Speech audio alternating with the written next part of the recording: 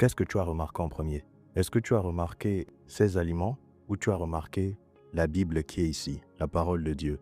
Si tu dis que tu as remarqué la Bible, qui suis-je pour douter de toi? Mais moi, si j'étais à ta place, j'aurais automatiquement d'abord remarqué les aliments qui sont ici. Alors, bien avant de débuter mon propos, j'aimerais que tu puisses être informé que nous lançons une nouvelle série qui s'intitule Le chrétien et son alimentation spirituelle. Ici, tu as remarqué qu'il y a des aliments et ces aliments sont des aliments comestibles, des aliments qui permettent à l'être humain de grandir.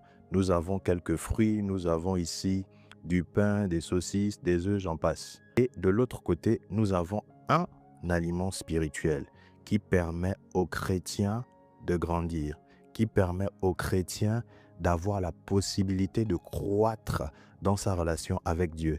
Ici, nous avons un aliment, mais j'aimerais que tu puisses comprendre qu'il n'y a pas qu'un aliment qui permet à un disciple de Christ de grandir dans sa relation avec Dieu. Aujourd'hui, beaucoup de personnes, après avoir accepté Jésus-Christ comme Seigneur et Sauveur personnel, n'ont pas l'information selon laquelle il leur faudra connaître les aliments qui vont leur permettre de grandir dans leur marche avec Dieu. Ce n'est pas dit lorsque l'on accepte Jésus, on ne te dit pas automatiquement que tu dois connaître X choses, Y choses pour grandir avec Dieu. Beaucoup de personnes, après avoir accepté Dieu, se disent qu'elles vont aller au talent. Ça va se gérer dans la durée. Non, ça ne se gère pas dans la durée. La croissance ne peut pas se gérer seulement comme ça. Il faut faire certaines choses pour grandir avec Dieu. Si je parle en termes humains, selon la société, il faut manger certains aliments pour grandir. Et le premier aliment dont nous allons parler aujourd'hui est le suivant. Nous allons d'abord lire les Écritures dans 1 Corinthiens en son chapitre 15, le verset 33. Assurément, c'est un verset que tu connais. La Bible dit ceci: « Ne vous y trompez pas, les mauvaises compagnies corrompent les bonnes mœurs. » Dans une version que tu sais très bien si tu me suis depuis, que j'affectionne, la version Parole de vie dit ceci: « Attention, les mauvais amis poussent à faire le mal. » Le premier aliment que je veux que tu retiennes qui t'aide à croître dans ta relation avec Dieu, qui permet aux chrétiens de grandir, c'est l'entourage qui te pousse à aimer Dieu.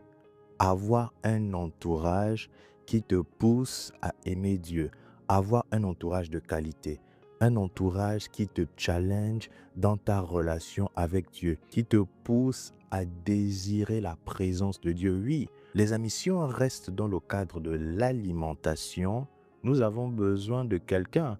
On ne se nourrit pas seul. J'ai eu besoin de la personne qui a planté ses fruits. Bon, on va dire des différentes personnes parce qu'il y a différents fruits. Des personnes qui ont cultivé ici, des personnes qui ont fabriqué ces pains pour que moi, aujourd'hui, je puisse avoir cette possibilité de les manger. Alors, il est anormal qu'en tant qu'enfant de Dieu, tu puisses te dire que tu vas grandir seul. Non, il te faut maîtriser les aliments que tu dois consommer. J'aimerais que tu retiennes ceci. Lorsqu'il est question d'aliments pour un être humain, il pense automatiquement à ce qui est palpable, ce qui est comestible, ce que l'on peut toucher bien sûr. Mais il faut que tu retiennes que lorsqu'il est question d'aliments spirituels, ce n'est pas tous les aliments spirituels qui sont palpables. Ce n'est pas tous les aliments spirituels que l'on peut toucher. Alors, s'il y a déjà cette différence entre ce qui est palpable et ce qui n'est pas palpable, il te faut savoir qu'il y aura aussi une différence en ce qui concerne leur consommation. Pour les aliments spirituels, ils ne passent pas forcément par la bouche. Je veux que tu retiennes ceci, c'est très important. Les aliments spirituels qui t'aident à grandir avec Dieu ne passeront pas forcément par la bouche. Donc, lorsqu'il est question d'avoir un entourage de qualité, tu ne vas pas prendre l'entourage et tu vas le manger. Non, tu vas devoir analyser les personnes qui t'entourent. Est-ce que les personnes qui t'entourent te rapprochent de Dieu ou elles t'éloignent de Dieu? C'est comme ça que tu peux grandir avec Dieu. Tu ne peux pas grandir dans ta relation avec Dieu si les personnes qui sont proches de toi t'éloignent complètement de Dieu. Elles ne parlent pas comme des enfants de Dieu. Elles ne pensent pas comme des enfants de Dieu. C'est très important pour toi de retenir ce que je suis en train de te dire à l'instant. On ne grandit pas spirituellement en allant juste à l'église. On ne grandit pas spirituellement parce qu'on a déjà passé plus de 5 ans, plus de 3 ans, plus de 10 ans dans le Seigneur. Non. Nul ne peut dire qu'il a eu à maturer dans sa vie chrétienne, qu'il a vu sa relation avec le Seigneur Jésus-Christ, avec Dieu, avec le Saint-Esprit croître s'il n'a pas eu un bon entourage. Je vous assure, je te mets au défi de chercher une personne qui a pu croître dans sa relation avec Dieu et qui n'a pas eu un entourage qui l'a poussé à aimer Dieu. Si tu arrives à ce niveau de la vidéo, n'hésite pas, un like, un partage, un commentaire. Enregistre aussi la vidéo et j'aimerais te dire ceci, que Dieu te bénisse, on est ensemble, peace.